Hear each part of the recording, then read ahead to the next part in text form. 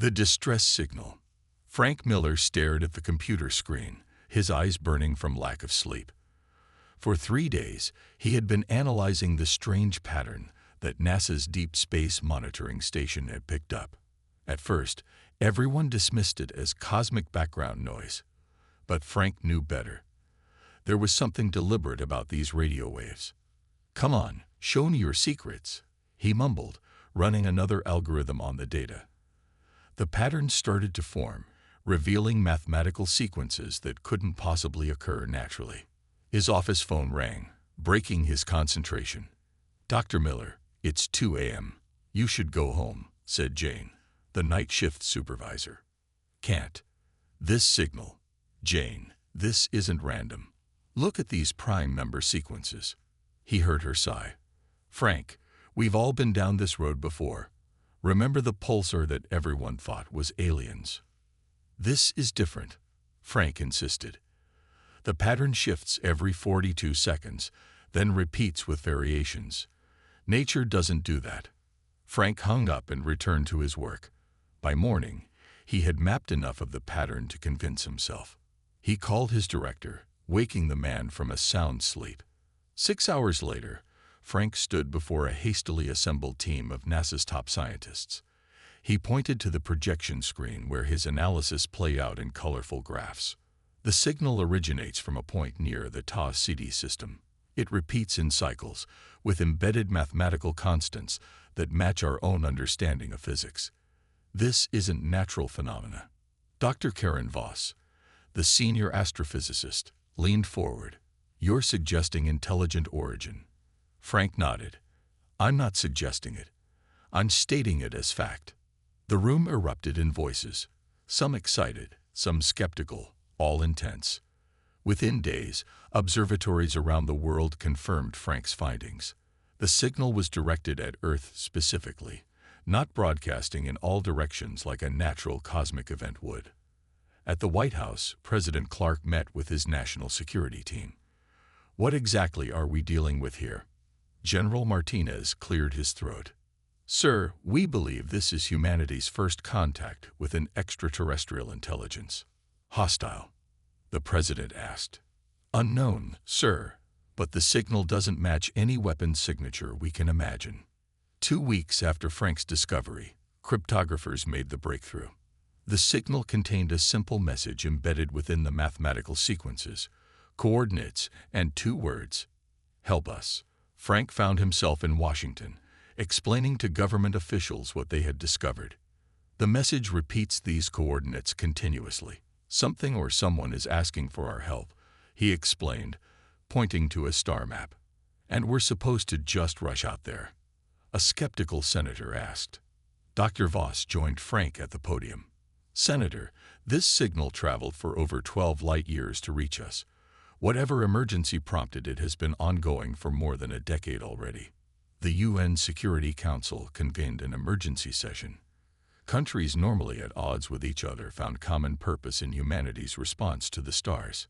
3 months later, Frank watched from mission control as humanity's most advanced spacecraft, the Horizon, prepared for launch.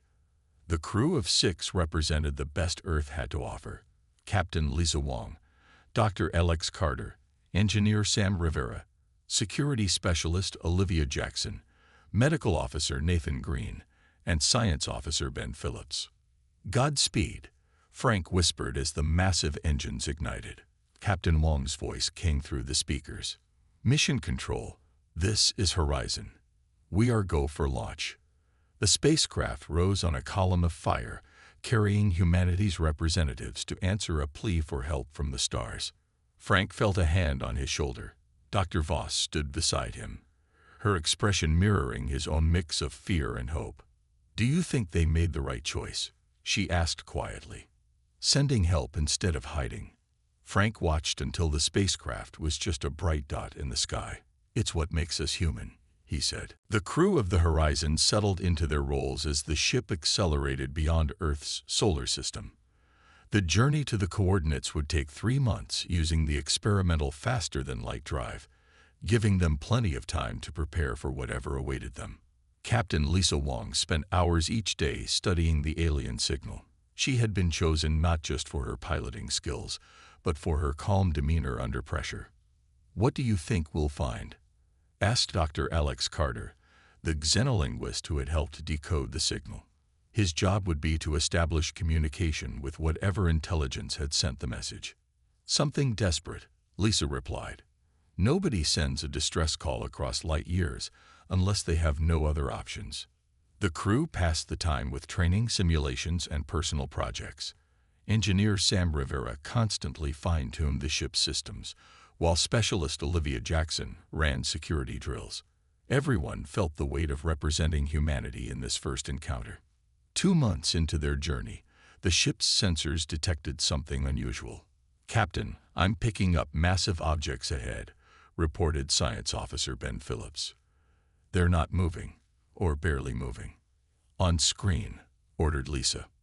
The main view screen showed dozens of enormous shapes clustered together against the blackness of space. As they drew closer, the shapes resolved into massive starships, each one several kilometers long. "My God," whispered Medical Officer Nathan Green. "There must be dozens of them." 53 distinct vessels, Ben confirmed, his voice hushed with awe. Lisa activated the ship-wide comm. "All hands to first contact stations. This is not a drill." As they approached, they could see the alien fleet was dark except for minimal lighting. The vessels appeared to be drifting, their formation suggesting they had once traveled in an organized manner but had lost propulsion. "No signs of weapons activation or defensive posture," reported Olivia. "They appear to be waiting." Lisa ordered a careful approach to the largest vessel at the center of the formation. "Open a channel using the reply protocols we developed." Alex sent the carefully crafted message. Mathematical sequences followed by simple greeting images designed to be understandable across cultural barriers. The response came almost immediately, a flood of data that Alex's translation systems struggled to process. "They're sending us docking instructions," he said with surprise. "And I think they're thanking us for coming." Lisa made her decision. "Take us in, but maintain emergency departure readiness." The Horizon glided toward an opening bay in the massive alien vessel. As they passed through energy fields that replaced physical doors, they got their first glimpse of the aliens themselves. Tall, crystalline beings moved with grace despite their seemingly rigid structure. Their bodies emitted soft pulses of colored light that shifted in patterns. "They're bioluminescent," marveled Nathan. "The colors must be some form of communication." After the Horizon docked, Lisa selected a small reception team, herself, Alex, and Olivia. They stepped through the airlock into an atmosphere that their sensors declared safe to breathe. 3 aliens waited for them. Standing nearly 7 feet tall, their crystalline bodies caught and refracted the light around them. Where humans would have faces, they had clustered sensory organs that pulsed with gentle light. Alex activated the translation program on his tablet as one of the aliens stepped forward. Its body flashed in complex patterns that the computer struggled to interpret. "Welcome, humans of Earth," came the rough translation. "We are the Valyrians. We have watched your transmissions for many cycles. We call to you because you possess something our civilization never developed." "What's that?" Lisa asked cautiously. The alien's lights pulsed in what might have been the equivalent of a sad smile. "The ability to overcome the impossible. Our fleet is stranded. Our engines have failed. Without your help, our people will die." The Valyrian leader, who introduced himself as Orcs, guided the human delegation through the massive ship. Captain Wong walked carefully, studying everything with trained eyes. The hallways were curved and smooth, with glowing panels providing soft light. Other Valyrians moved aside respectfully, their crystalline bodies shimmering with curious blue and green pulses. "Our civilization spans 12 worlds in our home system," Thorix explained as they entered a large chamber with a holographic display of stars. 2 generations ago, we detected signals from your planet. We found humans fascinating." Alex was recording everything, his translation device working to keep up with the aliens' light patterns and the sounds that accompanied them. This fleet carries over 50,000 of our people, Orcs continued. We are not warriors or explorers. We are scholars, families, artisans, seeking to establish a new colony. What happened to strand you here? Lisa asked directly. The Valyrians' lights dimmed to a somber purple. We passed through what we believed was a safe region of space. Our instruments detected nothing unusual. Then our propulsion systems failed simultaneously across all ships. Sam Rivera studied the holographic engine schematics the Valyrians provided. He whistled softly. Their technology is incredible, but completely different from our approach. Orcs led them to a viewing area where they could see other ships in the fleet. Our life support systems will fail within 1 Earth year. We have already lost 2 small vessels. Lisa felt the weight of those words. 2 ships lost meant hundreds or thousands of deaths already. Why did you call humans specifically? Olivia asked, still maintaining a cautious distance. Surely there are other spacefaring races closer to you. We have encountered 3 other species, Orcs replied. All were either hostile or unwilling to help, but in your transmissions we saw something unique. His body flashed with admiration. Humans solve problems differently. Where we seek perfection and elegance, you embrace improvisation. You make things work with whatever you have available. Later, in a private meeting room aboard the Horizon, the human crew discussed what they had learned. Their technology is based on crystal matrices and energy manipulation. Sam explained. No combustion engines, no chemical rockets. They went straight from ground down to some kind of quantum field propulsion. Which now doesn't work, Lisa noted. Exactly. They never developed the primitive technologies we consider basic. It would be like humans developing teleportation without ever inventing the wheel. Nathan leaned forward. Their biology is just as strange. They absorb energy directly from light. No digestive system, as we understand it. Alex was reviewing his cultural notes. Their society is built around consensus and harmony. They don't seem to have conflict or competition like we do. Maybe that's why they couldn't solve this problem. They all think too similarly. Lisa made her decision.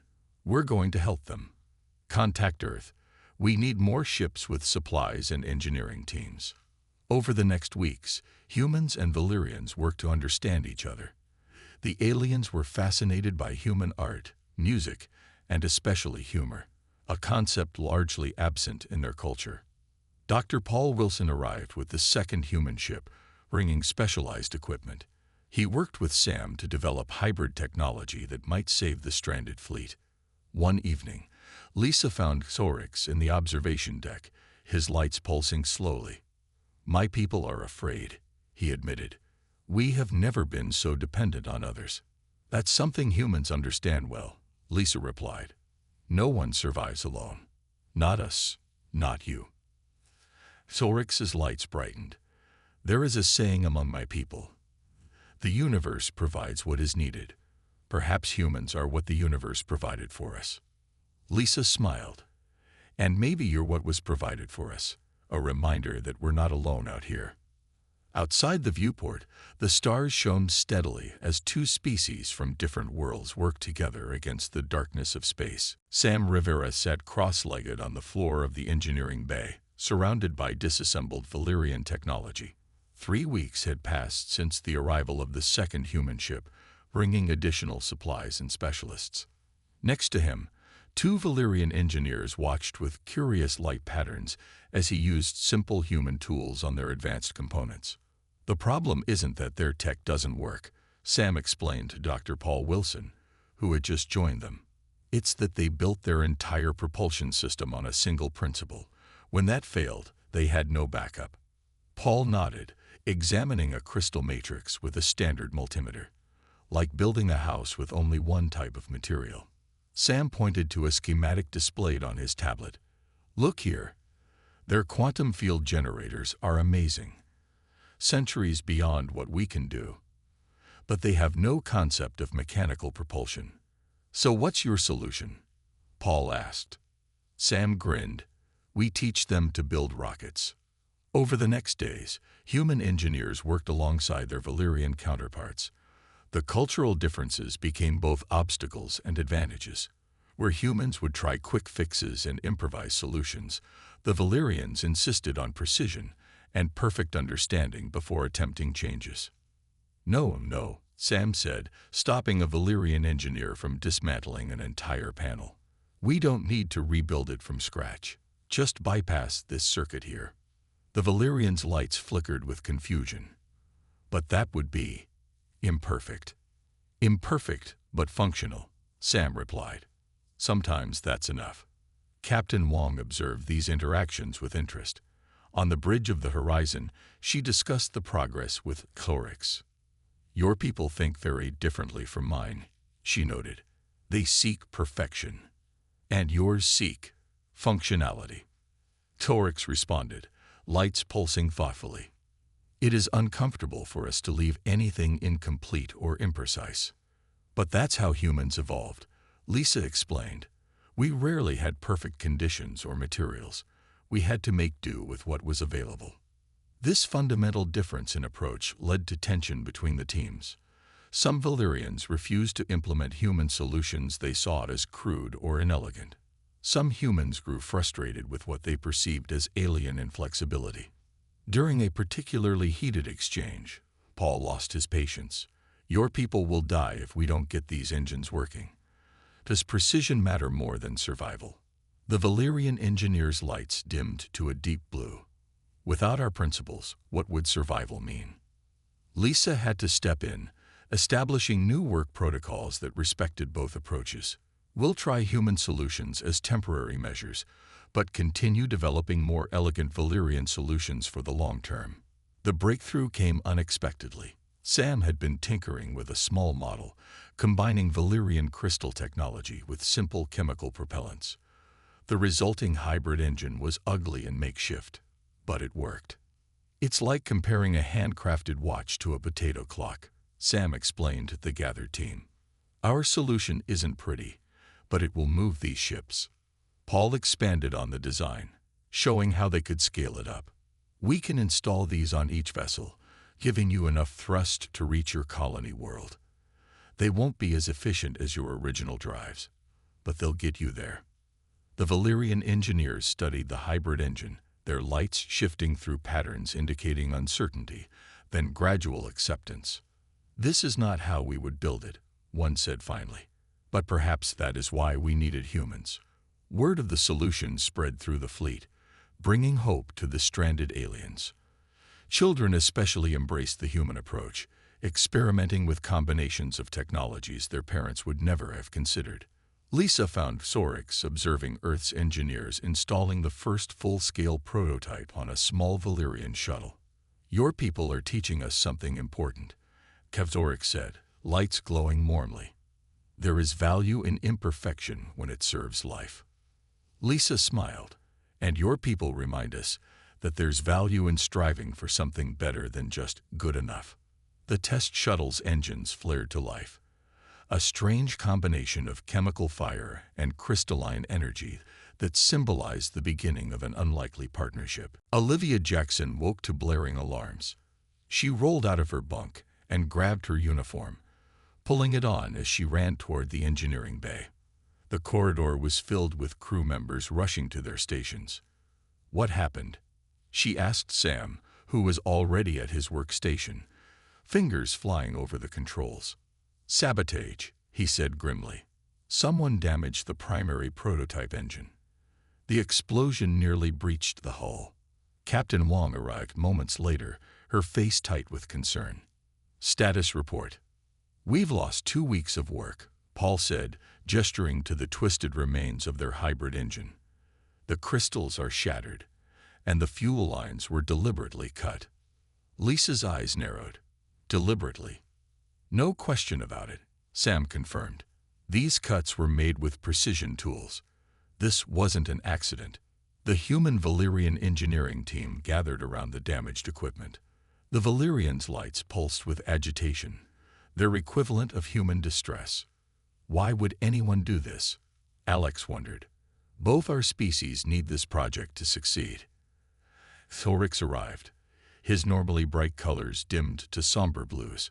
"Captain Wong, I must speak with you privately." In Lisa's office, Orcs' lights pulsed with what they'd learned with shame. "There are factions among my people. Not everyone welcomes human assistance." "You're saying some of your people did this?" Lisa asked, struggling to keep her voice calm. "We have. Traditionalists. They believe contact with other species will corrupt our cultural purity." Sorix's form seemed to shrink. "They call themselves the Crystalline Path. They have always been a small minority, but the crisis has strengthened their numbers." Olivia implemented immediate security protocols. Human and trusted Valyrian guards were posted at all project sites. Meanwhile, she began her own investigation, reviewing surveillance footage and interviewing witnesses. The tension spread through the fleet. Humans began traveling in pairs, watching for signs of hostility. Some Valyrians avoided contact with the human teams, while others made special efforts to show their support. 3 days after the sabotage, Olivia discovered a pattern in the ship's data transmissions. "Someone's been sending encrypted messages between ships," she told Lisa. "They're using our own communication systems." With Alex's help, she traced the messages to a quiet section of the main Valyrian vessel. Lisa assembled a team, herself, Olivia, and 2 trusted Valyrian security officers. They found a makeshift command center hidden behind storage panels. 7 Valyrians turned as the team entered, their lights flashing in alarm patterns. "Stop what you're doing," Lisa ordered as Olivia raised her weapon. The leader of the group stepped forward, tall and imposing. "You are destroying our way of life," he said, lights pulsing red and yellow. "Humans bring chaos and impurity."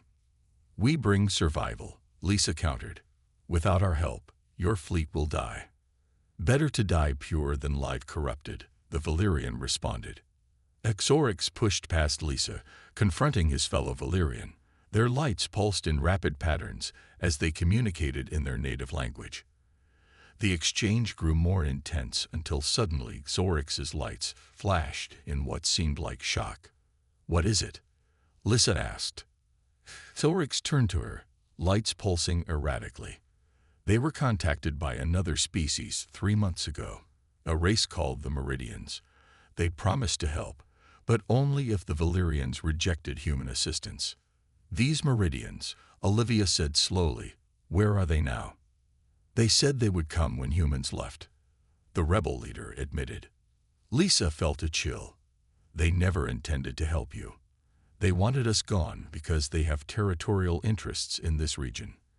The rebels' lights dimmed as realization set in. "We were manipulated." Later, in an emergency council with representatives from both species, Lisa laid out what they had discovered. "The Meridians are known to us," one elder Valyrian confirmed. "They are territorial and see all other species as competitors. The sabotage set us back, but we can recover," Sam insisted, "if we work together." Orcs addressed his people, lights glowing with determination. "We face not just a crisis of survival, but a test of our ability to change. Perhaps that is why the universe brought humans to us, not just for their technical skills, but for their adaptability." As the meeting broke up, Lisa caught Olivia's eye. "Keep security tight. I don't think we've heard the last of either the rebels or these Meridians." Outside the viewport, the stars continued their silent vigil over the stranded fleet and its uncertain future. The sabotage had caused more damage than anyone initially realized. 3 days after the incident, alarms blared throughout the main Valyrian ship. Nathan Green rushed to the Life Support Control Center, medical kit in hand. "What's happening?" he asked a Valyrian technician whose lights were pulsing rapidly in distress patterns. "Cascade failure," the technician replied. "The damage to the propulsion prototype created energy surges through our main systems. Life support is failing across multiple ships." Captain Wong convened an emergency meeting with Orcs and the human team. Sam's face was grim as he displayed the diagnostic results on the main screen. "The sabotage wasn't just aimed at our engine prototype," he explained. They installed surge devices that have damaged critical systems fleet-wide. The main atmospheric processors are deteriorating rapidly. How long? Lisa asked directly. Paul ran calculations on his tablet. 3 weeks, maybe less for the smaller vessels. The room fell silent. They had been working on a timeline of months. Now they had weeks. We need to contact Earth, Lisa decided. Request emergency supplies on our fastest ships. Alex spoke up. Even at maximum speed, additional ships would take at least 2 weeks to reach us. Then we work with what we have, Lisa said firmly. Sam, Paul, what can we do to stabilize their life support with our current resources? The engineers exchanged a look. We'll need to improvise, Sam said, heavily. For the next 48 hours, no one slept. Humans and Valyrians worked side by side, repurposing equipment from both species ships. The Horizon's own life support systems were partially dismantled to create emergency patches for the failing Valyrian systems. In the main engineering bay, Sam taught Valyrian technicians the human concept of jury rigging. It's not pretty, it's not permanent, but it works, he explained, using duct tape to seal a connection between incompatible systems. The Valyrians watched with lights flickering in what humans had come to recognize as bemused fascination. This contradicts everything we learn about engineering, one Valyrian commented. Sometimes contradictions keep you alive, Sam replied. On the 3rd day, Lisa received word that Earth had dispatched 3 emergency vessels carrying supplies and additional personnel. They were pushing their engines beyond safety limits to arrive in time. Meanwhile, Olivia maintained heightened security. The rebel faction had been contained, but the risk of Meridian interference remained. Scout ships patrolled the perimeter of the fleet, watching for any sign of the territorial aliens. A week into the crisis, Paul made a breakthrough. Working with Valyrian children who seemed more adaptable than their parents, he developed a hybrid air recycling system. The kids get it, he told Lisa during a brief break. They don't have decades of thinking there's only one right way to do things. They see possibilities where their parents see only improper methods. Lisa visited the makeshift classroom where Nathan had been teaching Valyrian children about Earth. The young aliens clustered around her, their lights pulsing with excited colors. Captain Wong, one small Valyrian, greeted her. Is it true humans breathe out what plants breathe in? That is very efficient design. Lisa smiled despite her exhaustion. Yes, it is. Nature found a good solution. Like how we're finding solutions together, the child replied, lights brightening. The following days brought both progress and setbacks. 2 of the smallest Valyrian vessels had to be evacuated, their life support systems beyond repair. The refugees crowded onto already cramped ships, sharing limited resources. Sam worked tirelessly alongside the Valyrian engineers. His hands were cut and burned from emergency repairs, but he refused medical treatment. We're so close, he told Nathan when the doctor tried to examine him. We can't stop now. On the 15th day after the sabotage, the first Earth emergency vessel arrived, bringing critical supplies and fresh personnel. 2 more were just days behind. As Lisa welcomed the reinforcements, she received an urgent message from Olivia. Captain, long-range sensors have detected vessels approaching. They're not ours. Lisa's expression hardened. The Meridians? It appears so, Olivia confirmed. 7 ships, heavily armed. They'll reach us in 36 hours. Lisa turned to Orcs, who had received the same information. His lights pulsed with determination. Your people have not abandoned us, he said. We will not abandon you. We face this challenge together. The Meridian ships arrived exactly when Olivia had predicted. 7 sleek, predatory vessels took positions around the Valyrian fleet, their weapon systems clearly visible. Captain Wong stood on the Horizon's bridge, watching the tactical display with the calm focus that had made her the clear choice to lead this mission. They're hailing us, Alex reported from his communication station. Put them through, Lisa ordered. The view screen activated, showing a Meridian commander. The aliens had smooth metallic skin and eyes that glowed with artificial enhancement. "This is Commander Zax of the Meridian Protectorate," the alien stated coldly. "You have 20 hours to withdraw from this sector. The Valyrian fleet belongs to us now." "The Valyrians belong to themselves," Lisa replied evenly.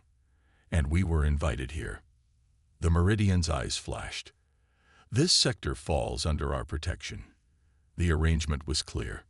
"Clear to whom?" Lisa asked. "The desperate few you manipulated. The Valyrian leadership never agreed to your terms." Before the Meridian could respond, Thoric stepped into view, his lights pulsing with authority. "Commander Zax, the alliance between our people and humans is official and binding. We choose cooperation over submission."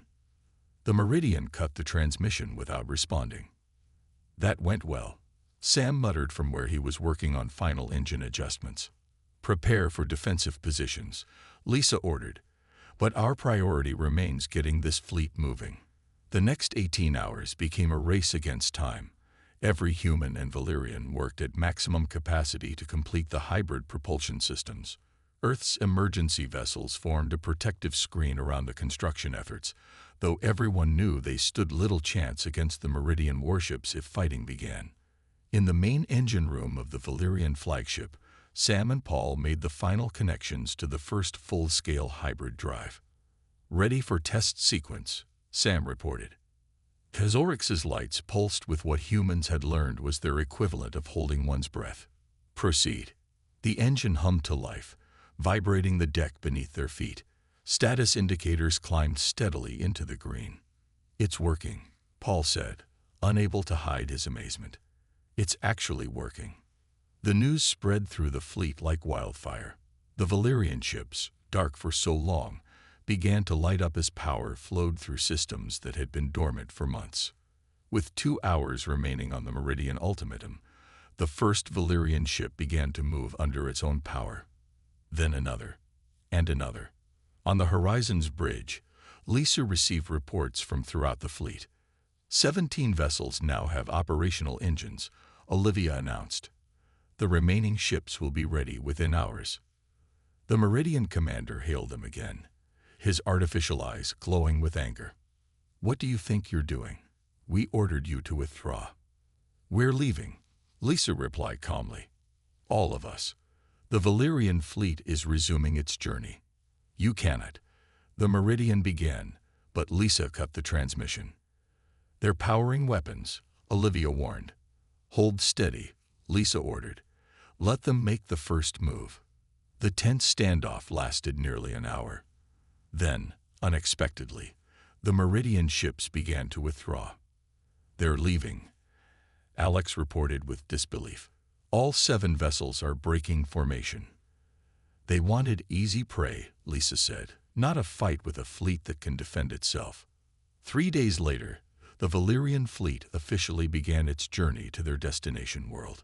The massive ships moved in perfect formation, their hybrid engines glowing with the strange combination of human and Valyrian technology.